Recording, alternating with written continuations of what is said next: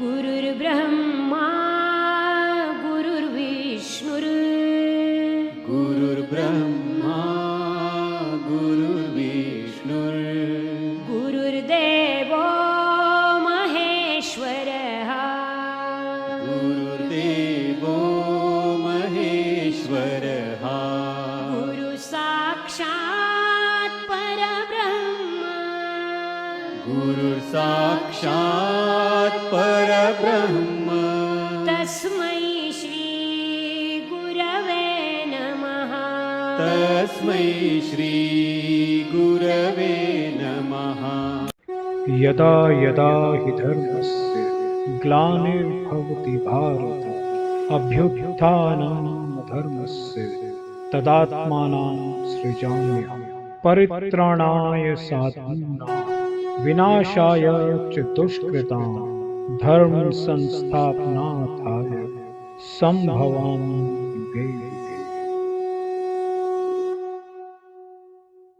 प्रेम से बोलो श्री कृष्ण भगवान की जय, भोलेनाथ भंडारी की जय। मित्रों, मैं आचार्य श्री राजेंद्र कुमार सूर्यवंशी भगवान श्री कृष्ण की चरणों की धूल उनका शिष्य मित्रों, श्रीमद् भागवत गीता यथारूप अध्याय 15 का योग चल रहा है, पुरुषोत्तम योग। मित्रों, 18 अध्याय संपूर्ण किए जा रहे हैं। मित्रों, 18 अध्यायों का ज्ञान आप तक पहुंचा रहे हैं। मित्रों, ऐसे प्रसाद को, ये विष्णु नारायण यज्ञ का प्रसाद है, जरूर ग्रहण कीजिए। तो प्रेम से बोलो श्री कृष्ण भगवान की जय। तो मित्रों, शुरू करते हैं अध्याय 15 पुरुषोत्तम योग। मित्रों, पिछले धारावाहिक में हमने आपको बतलाया था, अनुवाद श्लोक का करके बतलाया था, इस बर्द जगत में सारे जीव मेरे शाश्वत अंश हैं। बर्द जीव के कारण वे अच्छों इंद्रियों से घोर संघर्ष कर रहे हैं, जिनमें मन भी असम्मिलित है। यहाँ तक पिछले धारावाहिक में हमने आपको कथन किया था। तो आगे का धारावाहिक शुरू करते हैं। मित्रों, प्रारंभ करते हैं, इस श्लोक का तात्पर्य बतलाते हैं आपको। तो प्रेम से बोलो श्री कृष्ण भगवान की जय। तो मित्रों, प्रारंभ करते हैं आज का धारावाहिक। इस श्लोक का तात्पर्य मित्रों, इस श्लोक में जीव का स्वरूप स्पष्ट है। जीव परमेश्वर का सनातन रूप से असूक्ष्म अंश है। ऐसा नहीं है कि अबद्ध जीवन में वह एक अस्तित्व धारण करता है और मुक्त अवस्था में वह परमेश्वर से एकाकार हो जाता है। वह सनातन का अंश रूप है। यहाँ पर स्पष्ट सनातन कहा गया है। वेद अवचन के अनुसार परमेश्वर अपने आप को असंख्य रूपों में प्रकट तथा विस्तार करते हैं, जिनमें से मुख्य विस्तार अंश विष्णु तत्व कहलाते हैं और गौण विस्तार अंश जीव कहलाते हैं। दूसरे शब्दों में विष्णु तत्व निजी विस्तार संवास कहलाते हैं और जीव विभिन्न पृथ की आकृतंश, यानी कि बहुत सुंदर यहाँ पे तात्पर्य चल रहा है मित्रों की। दूसरे शब्दों में विष्णु तत्व निजी अविस्तार संवास है, यानी कि एक तरफ तो वो कण कण में विराजमान है, एक तरफ वो बिल्कुल संसार से परे होने की बात करते हैं, संवास है। हमारे सांस में, हमारे हर कण कण में उनका वास है। और जीव विभिन्न नाश, और जीव जो है विभिन्न अनाशम है, यानी कि अलग अलग प्रकार से उनकी मृत्यु प्राप्त होती है। तो पृथ्वी की आकृत अंश मैं अपने संवास द्वारा वे भगवान राम, नरसिंह देव, विष्णु मूर्ति तथा वैकुंठ लोक के प्रधान देवों के रूप में प्रकट होते हैं विभिन्न नाश अर्थात जीव सनातन सेवक होते हैं, भगवान के असंवास सदैव विद्यमान रहते हैं। इसी प्रकार जीवों के विभिन्न नाशों के अपने स्वरूप होते हैं। परमेश्वर के विभिन्न नाश होने के कारण जीवों में भी उनके आंशिक गुण पाए जाते हैं, जिनमें से स्वतंत्रता एक है। प्रत्येक जीव का आत्मा रूप में अपना निजी व्यक्तित्व और सूक्ष्म स्वतंत्रता होता है। इसी स्वतंत्रता के दुरुपयोग से जीव विरध कहलाता है और विरध बनता है, और उसके सही उपयोग से वह मुक्त बनता है।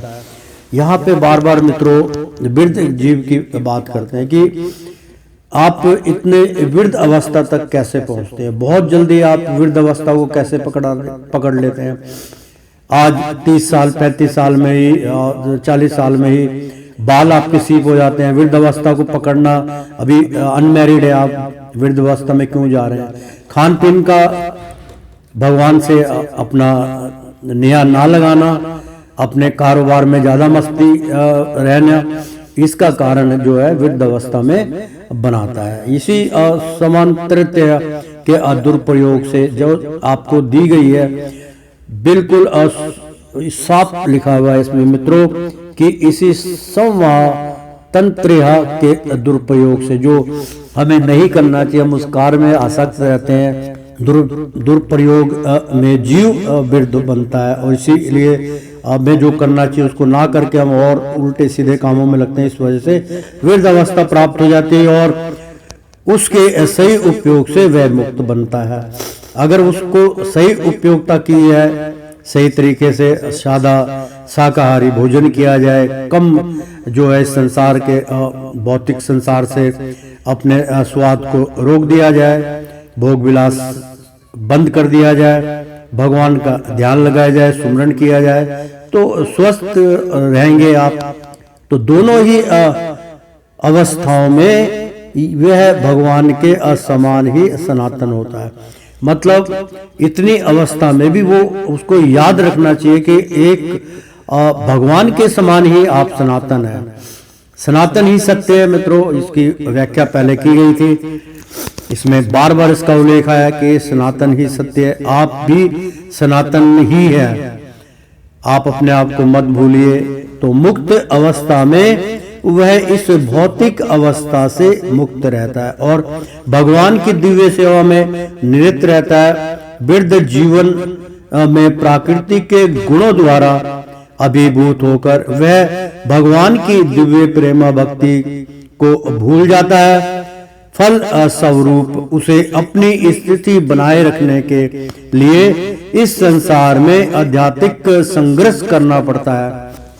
न केवल मनुष्य तथा कुत्ते बिल्ली जैसे जीव, किंतु यहाँ तक कि इस भौतिक जगत के बड़े बड़े नियंता यथा ब्रह्मा, शिव तथा विष्णु तक परमेश्वर के अंश हैं। ये सभी सनातन अभिव्यक्तियां हैं, क्षणिक नहीं। जिस प्रकार मानुक मित्रों के कई रूप होते हैं, एक पंडित होता है, एक असुर होता है, एक देवगण होता है, एक सबके विचार अलग, सबका चेहरा अलग, इसी प्रकार भगवान के भी अनर्थ रूप हैं उनके। इसमें स्पष्ट लिखा है कि चाहे वो ब्रह्मा हो, चाहे वो शिव हो, चाहे वो विष्णु हो, परमेश्वर के अंश है, यानी कि परमेश्वर का ही स्वरूप है। वो अपने अलग अलग पृथक पृथक रूप में आपको दर्शाते हैं। तो यहाँ ब्रह्मा, शिव तथा विष्णु तक परमेश्वर के अंश हैं। तो हम क्यों नहीं हैं? हम भी उन्हीं के अंश हैं मित्रों। हम केवल यही भूल बैठे हैं कि भगवान के हम अंश हैं, हम सनातन हैं। सिर्फ इतना अगर आप याद रख लेते हैं तो आपको कहीं पे भटकने की आवश्यकता नहीं है। तो ये सभी असनातन अभिव्यक्तियां हैं, क्षणिक नहीं। कश्यंती शब्द संघर्ष करना अत्यंत सार्थक है। वृद्ध जीव मानव लोह संक्रलाओं में अब बंधा हो, वह अमिथ्या अहंकार से बंधा रहता है और मन मुख्य कारण है जो उसे इस भवसागर की ओर धकेलता है। जब मन सतोगुण में रहता है तो उसके कार्यकलाप अच्छे होते हैं, जब रजोगुण में रहता है तो उसके कार्यकलाप कृष्ण कारक होते हैं, और जब वह तमोगुण में होता है तो वह जीवन की निम्न योनियों में चला जाता है। लेकिन इस श्लोक से यह स्पष्ट है कि वृद्ध जीव मन तथा इंद्रियों समेत भौतिक शरीर से आवृत है, और जब वह मुक्त हो जाता है तो वह यह नहीं जानता यह भौतिक आवरण नष्ट हो जाता है, लेकिन उसका आध्यात्मिक मित्रों बहुत सुंदर यहाँ पे इसकी व्याख्या की गई है। मित्रों मैं थोड़ा सा इसका आपको आचरण करके बतलाता हूँ। तात्पर्य बहुत सुंदर था मित्रों। इसमें अस्पष्ट लिखा हुआ है कि ना केवल मनुष्य तथा कुत्ते बिल्ली जैसे जीव, यानी कि इस संसार में भौतिक संसार के जितने भी जीव जंतु सब है, किंतु यहाँ तक कि इस भौतिक जगत के बड़े बड़े नियंता, यानी कि बड़े से छोटे तक विद्वान, आप हम संसार में जितने भी जीव आत्माएं हैं, जो भी इस संसार के अंदर बड़े बड़े वृक्ष तथा ब्रह्मा शिव तक तथा विष्णु तक, यानी कि सबसे उत्तम जैसे गुरुर ब्रह्मा गुरुर विष्णु और गुरुर महादेवाय नमः, तो आपको पता है कि तीनों जो है गुरु में अर्पण करते हैं, तो उनकी भी यहाँ पे उल्लेखना हुई है कि वो भी परमेश्वर का अंश है जो परे सनातन है। सनातन से उत्पत्ति हुई, उनका आकार बहुत बड़ा था। विष्णु नारायण के नाभि से ब्रह्मा पैदा हुए, शिव पैदा हुए और विष्णु तक ने अपनी लीला दिखाई, तो परमेश्वर के अंश हैं, हम सभी उनके अंश हैं। ये बात तो जो है मित्रों बाइबल में भी कही गई है कि हम सभी, उन्होंने भी ये गीता पढ़ के ही बाइबल का वो किया, बाइबल लिखी गई, धार्मिक कथाएं लिखी गई, तो इसी के आधार पे लिखी गई, कोई आसमान से आकाशवाणी नहीं हुई मित्रों। क्योंकि अब परमेश्वर वो साफ कहते हैं कि हम सब परमेश्वर के अंश हैं। ये सभी सनातन अभिव्यक्तियां हैं, यानी कि जितने भी आज संसार में जीव है सब सनातन है, तो क्षणिक नहीं, यानी कि ये मत सोचो कि ये आए हुए कि अभी अभी हुआ है पैदा ना, सभी सनातन अभिव्यक्तियां हैं। यानी कि अर्थात मित्रों इसका जो तात्पर्य है वो ये है कि सभी सनातन अभिव्यक्तियां हैं, यानी कि सनातन सबसे पुरातन है, सबसे पुराना है, सनातन से ही धर्म की उत्पत्ति हुई, उसके बाद सृष्टि की रचना हुई, तो सबसे पहले सनातन उत्पन्न हुआ, तो सनातन धर्म सबसे उत्तम, जो किसी भी चीज का आसक्त नहीं है। सनातन का मतलब होता है बिल्कुल शुद्ध और बिल्कुल किसी से कोई लेना देना नहीं, उसके आधार पे कोई नहीं। तो सनातन अभिव्यक्तियां हैं, यानी कि जितने भी अभी हैं वो सब सनातन, पिछले सनातन धर्म से चले आ रहे हैं, शाश्वत है सनातन। तो मित्रों क्षणिक नहीं है ना, क्षणिक ये मत सोचोगे ये बच्चा पैदा हुआ ये है, वो भी सनातन है। जो भी उत्पत्ति हो रही, चाहे कुत्ता बिल्ली जानवर, सब सनातन से ही चले आ रहे हैं। तो मित्रों और कर्षति या शब्द, कर्षति ये शब्द बहुत उत्तम बताया गया, संघर्ष करना, इसका अर्थ होता है कर्षति शब्द, यानी कि संघर्ष करना अत्यंत सार्थक है। आप संघर्ष कीजिए तभी आप सार्थक होंगे। संघर्ष किससे करना है? भगवान की शरणागत में जाने के लिए, परे का ज्ञान प्राप्त करने के लिए, भगवान से जुड़ने के लिए, उनके दर्शन की अभिलाषा से अपने जीवन को उनमें अर्पण करने के लिए आपको अत्यंत सार्थक रहना चाहिए। तो वृद्ध जीव मानो लोह, यानी कि जो वृद्ध जीव मानो लोह असंकलाओं से बंधा हो, यानी कि जो जीव हमेशा लहो यानी कि मार धाड़ लड़ाई खून खराबा ये वो इसमें बंधा रहता है, अपने शरीर से परेशान रहता है, तो विरध जीव अमानो लहो असंक्रलाओं में बंधा हो। जितनी भी उसके आसपास संक्राएं हैं सब में बंधा होता है। आपको बंधने की जरूरत नहीं, आप केवल विष्णु नारायण सनातन से जुड़ जाइए, सारे द्वेष आपके समाप्त हो जाएंगे। तो वह मिथ्या अहंकार से बंधा, यानी कि जो हमें उसको जानता है कि जो मैं कर्म कर रहा हूं ये मिथ्या जा रहा है, मिथ्या ही मेरे को अहंकार है। अहंकार किसी का भी इसमें नहीं है, क्योंकि हमारा जीवन काल तक ही हम सब कुछ सहन कर रहे हैं। जीवन काल में रह के इस हरि से जुड़ेंगे, अन्यथा सब कुछ मिथ्या जा रहा है। इस बात को आप लोग अपने अंतर्कण में बसा लीजिए। कोई भी आप कार्य करते वो क्षणिक होता है, कोई भी कार्य ले लीजिए आप, वो क्षणिक ही होता है। बस क्षणिक आनंद के लिए आप अपना जीवन नष्ट कर देते हैं, इसलिए जीवन को नष्ट मत कीजिए।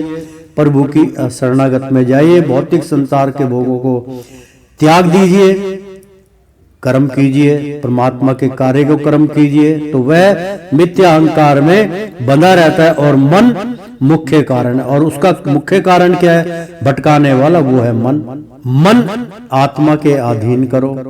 तो जब आप हरि महाराज से जुड़ेंगे, आत्मा का साक्षात्कार होगा, तो मन क्या है, मन तो कुछ भी नहीं है। मन अपने आप आत्मा के अधीन हो जाएगा। तो इसमें स्पष्ट जो है आपको ज्ञान प्रदीनता हो रही है कि मन मुख्य कारण है जो आपको भटकता छोड़ देता है, जो उसे इस भव सागर की ओर धकेलता है। यानी कि मन जो है वो सबसे मुख्य कारण है। मन हमेशा आपको ये भौतिक संसार यानी कि भाव सागर की ओर धकेलता है। भूमि की सागर में, भूमि में भूमता में, और अपना जो है इस भौतिक संसार के सुख संपत्ति के लिए आपको धकेलता रहता है। तो जब मन सतोगुण में रहता है, यानी कि सब सतोगुण में रहता है, तो भजन कीर्तन करता है, तो उसके कार्यकलाप अच्छे होते हैं। और जब रजोगुण में रहता है तो उसके कार्यकलाप कष्टकारक होते हैं। यानी कि यदि आप मन को सतोगुण में धकेलते हैं, आप सतोगुण में उसका रत लगाते हैं, चित्त लगाते हैं, तो उसके कार्यकलाप अच्छे होते हैं। मतलब सद्गुणी कार्यकलाप जो वो अच्छे ही होंगे। सत्य बोलना, सत्य से जुड़ना, भगवान का नाम सुमरन करना, वही सत्य है। और जब रजोगुण में रहता है इंसान, यानी कि जो रजोगुण की कामना करता है, जैसे हमारे मिनिस्टर है, प्रधानमंत्री है, ये रजोगुणी होते हैं मित्रों, राजा भोग करते हैं। तो जब रजोगुण में रहता है तो उसके कार्यकलाप कष्टकारक होते हैं, क्योंकि जो रजोगुण की उत्पत्ति, अब हमारे प्रधानमंत्री जी हैं, बहुत अच्छा हमारे लिए, देश के लिए उत्तम कार्य कर रहे हैं, बहुत अच्छे अच्छे उन्होंने कार्य किए हैं, हमारे लिए सोचते हैं संसार को किस प्रकार से नेक और धार्मिक मार्ग पे उनको ले जाया जाए। उनकी सोच बहुत सुंदर है, लेकिन उनके अंदर रजोगुण की भरपूर वो प्राप्ति है। इसी के कारण तो उनके कार्यकलाप कष्टकारक होते हैं। यानी कि 24 घंटे किसी ना किसी बात को सोचते रहना, दुनिया की बातें सुनना और कष्टकारक होकर जीवन को व्यतीत करना, किसके लिए, हम सबके लिए। और जब वह तमोगुण में होता है तो वह जीवन के अनिम्य योनियों में चला जाता है। मतलब 84 लाख योनियों में आप तैयार रहिए। अगर आप तामसी गुण नहीं छोड़ते तो तामसी गुण को बहुत कम कर दीजिए, सतोगुण को ज्यादा कर दीजिए, तमोगुण को उससे कम कर दीजिए, क्योंकि तमोगुण जो है मित्रों वो बीच में रहता है। और शुरू में जो है सतोगुण है 1 नंबर पे, 2 नंबर पे जो है रजोगुण, और 3 नंबर पे तमोगुण। तो तमोगुण को पछाड़ के रखिए आप हमेशा। तो जितना कम तमोगुण होगा उतना ही आपको गुण फल मिलेगा। यानी कि जो आप कर्म कर रहे हैं उसका जो फल मिलेगा वो बहुत जो जघन्य अपराध का फल मिलता है। जैसे कर्म करेगा वैसे फल देगा भगवान। तो उसमें तमोगुण को जो कम से कम तमोगुणों की आपने प्रवृत्ति होगी तो उसके आधार पे आपको कोई दो कोई मतलब बहुत कम कीट पतंगे की जूनी भुगता के समाप्त कर देंगे। अरे महाराज के बस इतना ही बहुत है, आपने तामसी गुणों में इतना नहीं तो आपको कुत्ते की जूनी में जाना पड़ेगा 10 साल तक, फिर भुगतना पड़ेगा, नरक खाना पड़ेगा, सड़ा हुआ मांस, ये वो, लोगों की गालियां, जूते खाने पड़ेंगे। धार्मिक विचार के लोगों की बात बता रहा हूँ कि उनको ऐसे कर्मों में जुड़ना पड़ता है मित्रों। तो तामसी गुण अपने अंदर से कम कर दीजिए, तो उसमें क्या है कि बस 6 महीने 1 महीने में सजा भुगत के फिर आप मानव जूनी में आ जाइए। तो वह जीवन की अनिम योनियों में चला जाता है। यानी कि बता दिया ना कि जो तामसी गुण तमोगुणी होते हैं तो वह जीवन की निम्न योनि यानी कि 84 लाख योनियों में उसको भटकना पड़ता है मित्रों। तो हम काय को भटकेंगे? हम तो दोबारा अगर हमें भगवान से जुड़ना है तो दोबारा फिर मानव जूनी प्राप्त कर लेंगे और भगवान से जुड़ेंगे। जो अधूरे कार्य भगवान के प्रति रह गए वो पूरा कर लेंगे। मैं तो नहीं आऊंगा, मैं तो आचार्य गुरु हूं। मैं तो आप गुरु के आज मैं तो सारे धर्मों का आचरण करके आप तक ज्ञान पहुंचा रहा हूं, तो मैं आचार्य हूं। लेकिन मेरे आने की कोई इच्छा नहीं है। मैंने स्वयं सारी इच्छाओं का त्याग कर दिया है कि प्रभु जितनी सजा देनी जो देना आप इसी कर्म में मेरा काट दीजिए, अन्यथा मुझे इस भव सागर में नहीं आना। हाँ, आपकी आज्ञा होगी, आप मुझे सूक्ष्म में भेजेंगे, मैं आ जाऊंगा, अपना कार्य करके चला जाऊंगा। यही सोच आप भी रखिए मित्रों। तो लेकिन इस श्लोक से सब यह स्पष्ट है कि वृद्ध जीव मन तथा इंद्रियों समेत भौतिक शरीर से आवृत है। यानी कि मैं इसलिए इसका उच्चारण कर रहा हूं, आपकी समझ से बाहर था इसलिए मैं इसका उच्चारण करके बता रहा हूं मित्रों कि लेकिन इस श्लोक से जो इस श्लोक में बताया गया उससे यह स्पष्ट है, मतलब बिल्कुल साफ हो चुका है कि वृद्ध जीव मन तथा इंद्रियों समेत भौतिक शरीर से आवृत है। यह मतलब भौतिक शरीर से, यह हमारा जो नाशवान शरीर है इससे पूरी तरीके से वो जुड़ा हुआ है। बार बार कहा गया है कि आत्मा जो है वो शरीर से अलग है, भिन्न है, उसको आपकी माला के साथ आपको जोड़ना पड़ेगा, सारी इंद्रियों का वशीकरण करना पड़ेगा, तो आवृत है। क्योंकि उसी से वृद्ध जीव मन तथा इंद्रियों से भौतिक संसार का सुख और उससे सारे कार्य आवृत करता है, सारे कार्य करता है। और जब वह मुक्त हो जाता है तो वह भौतिक आवरण नष्ट हो जाता है। यानी कि जब उसको मुक्ति प्राप्त हो जाती है तो वह भौतिक आवरण नष्ट हो जाता है। जो भौतिक आवरण, जो भौतिक संसार के सुख सुविधा उसको तंग करते हैं वो सब समाप्त हो जाए, केवल वो क्षणिक आनंद समाप्त हो जाएगा और परम आनंद की उसको प्राप्ति होगी। लेकिन उसका आध्यात्मिक शरीर अपने वैश्विक रूप में प्रकट होता है। बहुत सुंदर श्रीमद् भागवत गीता यथारूप अध्याय 15 पुरुषोत्तम योग चल रहा है मित्रों। शरीर अपने वैश्विक रूप में प्रकट होता है, मतलब जो उसका रूप चला आ रहा उसी में वो प्रकट होता है। तो मध्यानंद इसमें बहुत स्पष्ट सुंदर है मित्रों। मध्यानंद सुरति में यह सूचना प्राप्त है, शा वा एव ब्रह्म निषिद्ध इंद शरीर अमृत मति असुर्ज्य ब्रह्मा भीम संप्रदा ब्राह्मण पश्यति ब्राह्मणा श्रृंगरोति ब्राह्मणा वेदम अस्वर्मनो भवति। यहाँ यह बताया गया है कि जब जीव अपने इस भौतिक शरीर को त्यागता है, बहुत सुंदर मित्रों यहाँ पर श्लोक बहुत सुंदर, मैं एक बार फिर इसको आप तक पहुंचा रहा हूं, ध्यान से सुनेगा। मध्य यानी कि बीच का समय की बात हो रही है। मध्य निनादन्यन यानी कि मध्य काल में मध्य अध्ययन यानी कि ऐसे दृष्टि जो होती है, सुरति मतलब अपने उन नैनों को ऐसी सुरति में यह सूचना प्राप्त, आपको ध्यान होगा, ऐसी सूचना प्राप्त है कि सवहा वाहा ऐशा ब्रह्मा निषिद्ध, यानी कि ब्रह्मा निषिद्ध जो है ब्रह्म वेद है इंद अशरीर मर्त्यः मति सूर्यः ब्रह्मा विश्व संपन्ना ब्राह्मणः पश्यति ब्राह्मणा और श्रृंगड़ोति ब्रह्म रणवेदम स्वर मनुभवती। यह बहुत सुंदर यहाँ वह बताया गया है कि जब जीव अपने इस भौतिक शरीर में शरीर को त्यागता है और आध्यात्मिक जगत में प्रवेश करता है तो उसे पुण्य आध्यात्मिक शरीर प्राप्त होता है जिससे वह भगवान का साक्षात्कार कर सकता है। मित्रों, बहुत सुंदर हमारी एक किताब है अंतिम क्षण हरिदर्शन, उसका भी सौभाग्य आपको प्राप्त होगा, आएगी, वो लॉन्च होगी। मित्रों, आध्यात्मिक ज्ञान से मुझे प्राप्त हुआ, आज उसका सारा का सारा मेरी जो किताब लिखी हुई है आध्यात्मिक ज्ञान से जुड़ी हुई। मित्रों, आपको भी सब कुछ प्राप्त हो सकता है, आप किताब पढ़िएगा।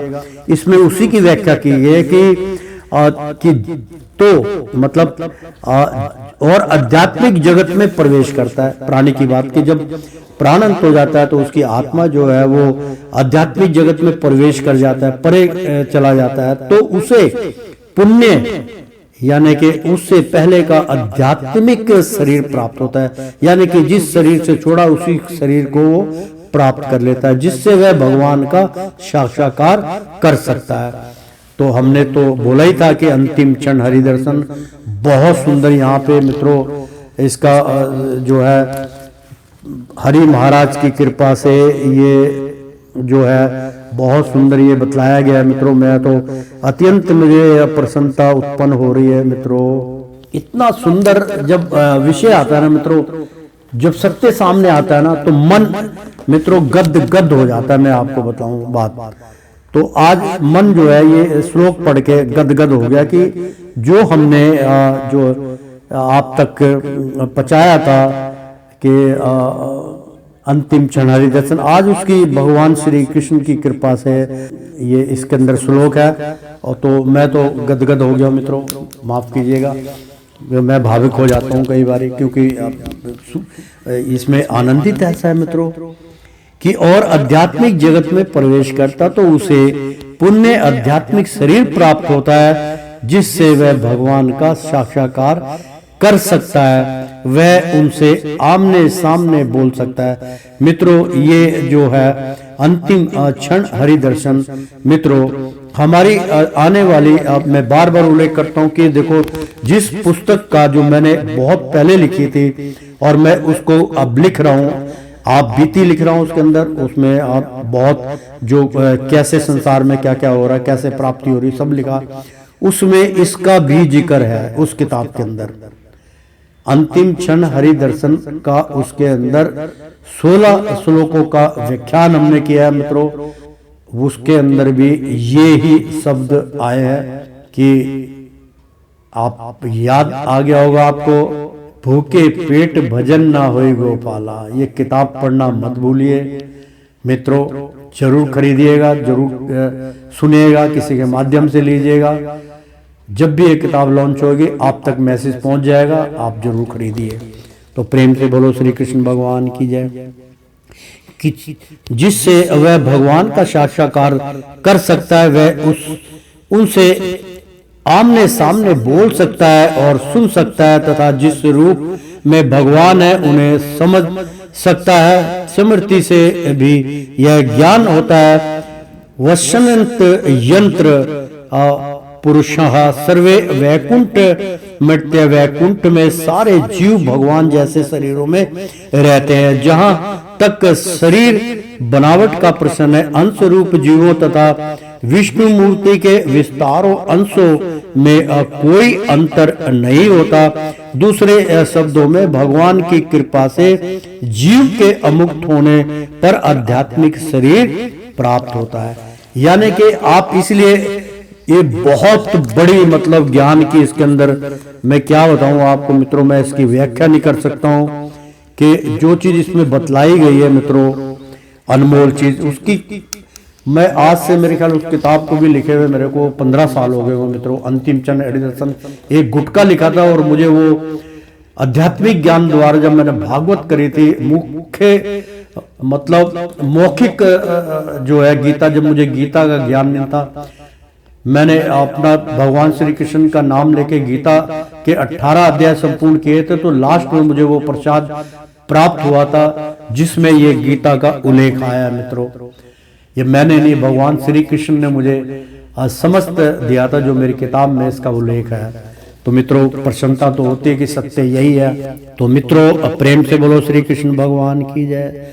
तो भगवान की कृपा से जीव के मुक्त होने पर आध्यात्मिक शरीर प्राप्त होता है। मम्यवेयांश यानी कि अमम्यवांश शब्द की अत्यंत सार्थक है, जिसका अर्थ है भगवान के अंश। भगवान का अंश ऐसा नहीं होता जैसे किसी पदार्थ का टूटा खंड अंश। हम द्वितीय अध्याय में देख चुके हैं कि आत्मा के खंड नहीं किए जा सकते। इस खंड की भौतिक दृष्टि से अनुभूति नहीं हो पाती। यह पदार्थ की भांति नहीं है जिसे चाहो तो कितने ही खंड कर दो और उन्हें पुण्य जोड़ दो।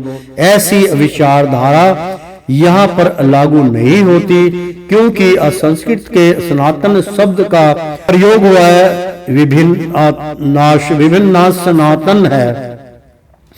द्वितीय अध्याय के प्रारंभ में यह भी कहा गया है कि प्रत्येक जीव में भगवान का अंश विद्यमान है।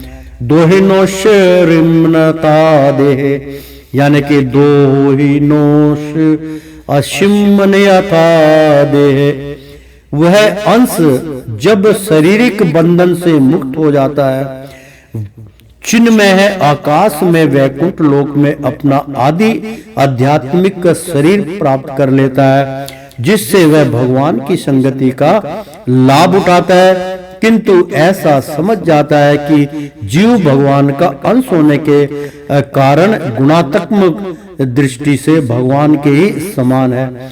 जिस प्रकार स्वर्ण के अंश भी स्वर्ण होते हैं। प्रेम से बोलो, क्योंकि प्रति एक जो यहाँ पे बहुत सुंदर वो चल रहा है मित्रों, कि भगवान कहते हैं कि आप सब मेरे अंश है। जब मेरे अंश है तो मेरे ही तरह हो गए ना आप, तो फिर मेरे जैसे विचार बनाइए, मेरे जैसे कर्म कीजिए। यहाँ तो स्पष्ट कहना है भगवान हरि, तो हरि जो है वो अपने से मतभेद नहीं करते, गुणात्मक दृष्टि से भगवान के ही समान है। गुणक रहस्य की बात थी मित्रों। जिस प्रकार स्वर्ण के अंश भी स्वर्ण होते हैं, इसी प्रकार भगवान जो है वो सनातन है और सनातन के हम पुत्र हैं, उनकी संतान हैं। तो इसलिए हम उनके समान हैं, तो हमें कार्य भी उन्हीं के समान करना चाहिए, क्रूरता हमें नहीं अपनानी चाहिए। तो प्रेम से बोलो श्री कृष्ण भगवान की जय। तो अशरीरं यदा वापनति यच्च वः पयुगुत्रक्रा अमृतश्वरः गृह्यत्यवेतानि संयाति वायु ग्रंथा निवास्यातम। शरीरम शरीर को यथा जिस आपनोति प्राप्त करता है, यथा जिस चा तथा अपि भी उत्तर कर्मति त्यागता है। ईश्वर शरीर का स्वामी गृहस्थवः ग्रहण करके एतानीय इन सब को संयाति चला जाता है। वायु गंधान महक को इव सदृश आशियातः सूत्र से अनुवाद।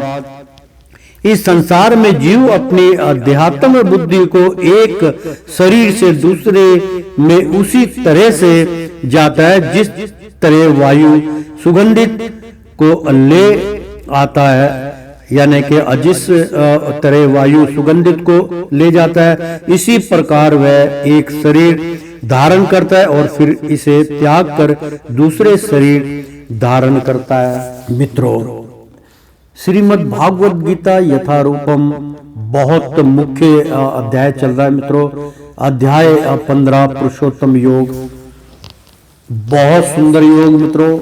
मैं इसकी अब बार बार क्यों उल्लेख कर रहा हूं, क्योंकि मैं इसको ये इतना सुंदर और इतना मतलब भव्य जो अध्याय है मित्रों, जिसकी मैं गणना कैसे करूं, मैं क्या बतलाऊं। कि पुरुषोत्तम यानी कि भगवान का यहाँ पे उल्लेख चल रहा है मित्रों। पुरुषोत्तम भगवान को भी कहा जाता है। पुरुषोत्तम यानी कि सबसे उच्च कोटि के भगवान का योग पुरुषोत्तम, भगवान राम को भी कहा जाता है। तो पुरुषोत्तम योग की यहाँ पे गणना चल रही है, बात चल रही है मित्रों। बहुत सुंदर यहाँ पे पुरुषोत्तम योग चल रहा है कि उनका अपना क्या तात्पर्य है, भगवान कैसे हैं, क्या है, सब बतला रहे हैं। तो तात्पर्य यहाँ पर जीव को ईश्वर अर्थात अपने शरीर का नियामक कहा गया है। यदि वह चाहे तो अपने शरीर को त्याग कर उच्चतर योनि में जा सकता है और चाहे तो निम्न योनि में जा सकता है। इस विषय में उसे थोड़ी स्वतंत्रता प्राप्त है। शरीर में जो परिवर्तन होता है वह उस पर निर्भर रहता है। मृत्यु के समय वह जैसी अचेतना बनाए रखता है वही उसे दूसरे शरीर तक ले जाती है। बहुत सुंदर।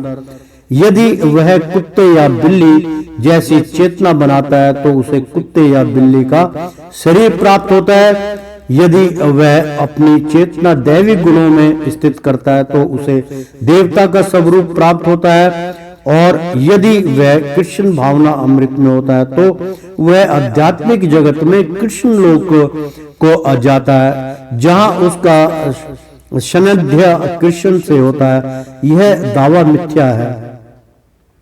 यह दावा मिथ्या है कि इस शरीर के नाश होने पर सब कुछ समाप्त हो जाता है। आत्मा एक शरीर से दूसरे शरीर में देहांतर करता है और वर्तमान शरीर तथा वर्तमान कार्यकलाप ही अगले शरीर का आधार बनते हैं। कर्म के अनुसार भिन्न शरीर प्राप्त होता है और समय आने पर वह शरीर त्यागना होता है।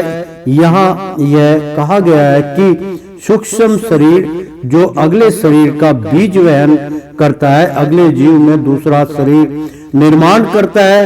एक शरीर से दूसरे शरीर में देहांतर की प्रक्रिया तथा शरीर में रहते हुए संघर्ष करने को आकर्षति अर्थात जीवन संघर्ष कहते हैं। बहुत ही यहाँ पे बहुत ही सुंदर। मैं इसकी व्याख्या कैसे करूं मित्रों, लेकिन करनी तो पड़ेगी। तो मित्रों बहुत सुंदर यहाँ पे अध्याय चल रहा है मित्रों। मैं तो क्या बताऊं आपको, मैं खो गया हूं। मैं बार बार आपसे आग्रह कर रहा हूं कि ऐसा अवसर आपको प्रदान नहीं होगा। तो मित्रों अश्रोत्र चक्षुष प्रसन्न चारसन ग्रहणमेव अधिश्राय मंचाय मनस चाय विश्यानुपाशवते। श्रोतम कान नहीं कि सुनने वाला, श्रोतम सुनने वाला, कान, चक्षु आंखें, अश्प्रश्नम स्पर्श चा भी रसनम जीव धारणम सुनने की शक्ति एवं अभी चा तथा अधि आश्रय स्थित होकर मन चा भी अयम वह विषयान इंद्रिया विषयों को उपशवते भोग करता है।